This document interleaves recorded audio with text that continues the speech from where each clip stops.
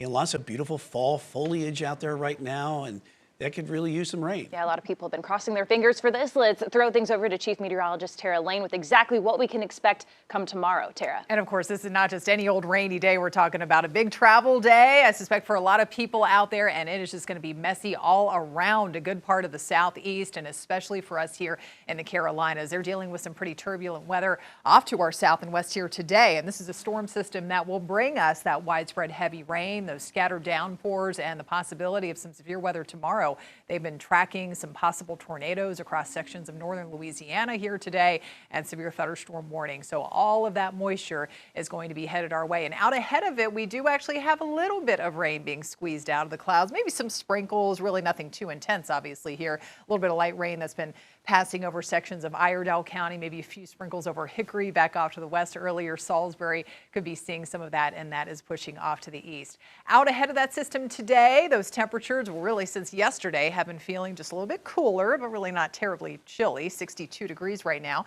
In the Queen City, we've got those dew points still in the dry zone in the upper 20s. We've got temperatures to the north a little bit cooler, some of the thicker clouds, that little bit of rain passing through, upper 50s in Morganton through Hickory, Statesville, and then we get into the low and mid 60s. Farther south and east we go. 66, the warmer spot at Cheraw right now. Meantime, we've got the chillier mid and upper 40s for you all in the high country. Later on tonight, don't expect to feel much of a change. Temperatures do start to back off, more of us into the mid and eventually lower 50s by early in the morning. But we do have some chillier air that will be drawn in behind the system that we'll feel a little bit more of by the end of the week. Those temperatures a few degrees cooler for a lot of us.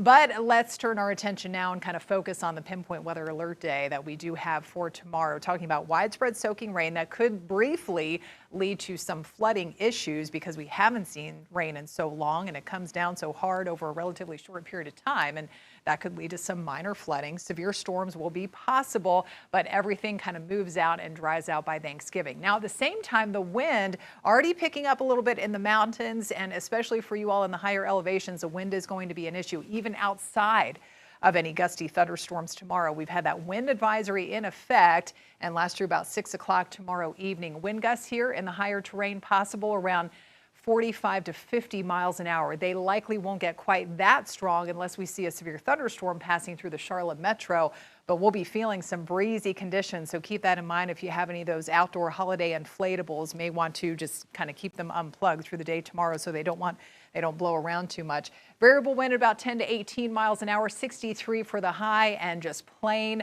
rainy day from morning through the afternoon, late afternoon and evening. Let's time it out on Futurecast so you can see the rain coming in 7, 8 o'clock tomorrow morning, spreading over pretty much the entire area by lunchtime, and at the afternoon, all the bright colors indicative of just those downpours that will be crossing through the area. And it's here during this time, 4, 5, 6 o'clock, typical late afternoon, early evening time frame, that we could get some of those embedded strong and possible severe thunderstorms pushing through before it all heads on off to the east. And then another disturbance. No, the rain chance doesn't totally go away for Wednesday. Another disturbance could bring a few more scattered showers by the afternoon and maybe some highest elevation snowflakes too, a sign of some of that cooler air rushing in.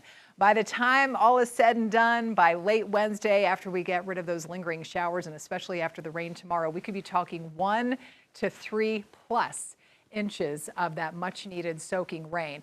As I said, the severe risk is low, but not zero. Can't rule out a brief tornado, but definitely the main threat here is those damaging wind gusts that could develop with some of those stronger storms. Thanksgiving Day, it is back to sunshine, doing some shopping on Black Friday. Just a small chance of a couple of showers and those temperatures a little bit cooler in the mid and upper 50s through the weekend.